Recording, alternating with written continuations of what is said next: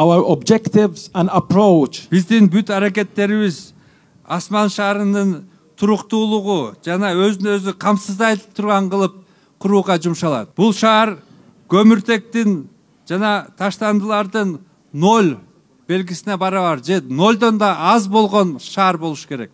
Бул аракеттер менен биз Париждеги климаттык келишим тарабынан максат кылып коюлган 30-жылга чейин жана 50-жылга чейинки жете турган иш аракеттерди биз азыртадан баштап ишке ашырып баштайбыз.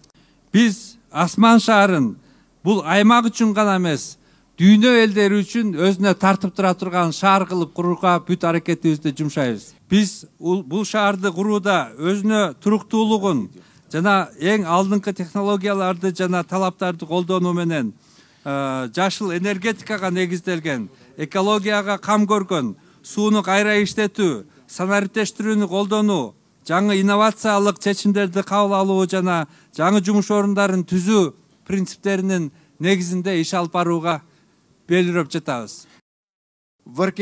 Башка курулуштардын арасында дүйнөдө экинчи орунду ээлеген көлөмү жана бийиктиги боюнча мечит куруу алдында турабыз.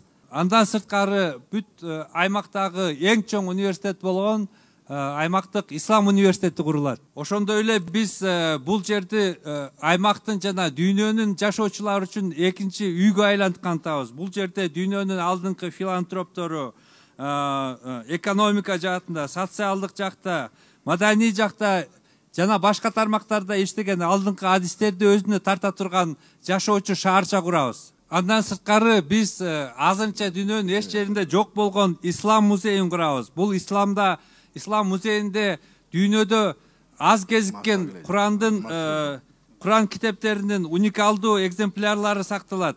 Бул музейди биз аймактагы жана дүйнөдөгү эң алдыңкы музейлердин катарына кошуу максатыбыз бар. Our planning is to build the big. Биздин бул жерге инвестиция салуу максаттарыбыз биринчиден бул жерде атайын университет ачуу, ал жерде медицинадан жана авиациядан баштап башка адистиктерге окутуу ишке ашырылат. Андан сырткары эң заманбап аспаптар менен жана жабдуулар менен жабдылган алдыңкы ооруканада курулат. Бул жерге эл аралык тажрыйбасы бар докторлор келип иштөө мүмкүнчүлүгүнө ээ болушат.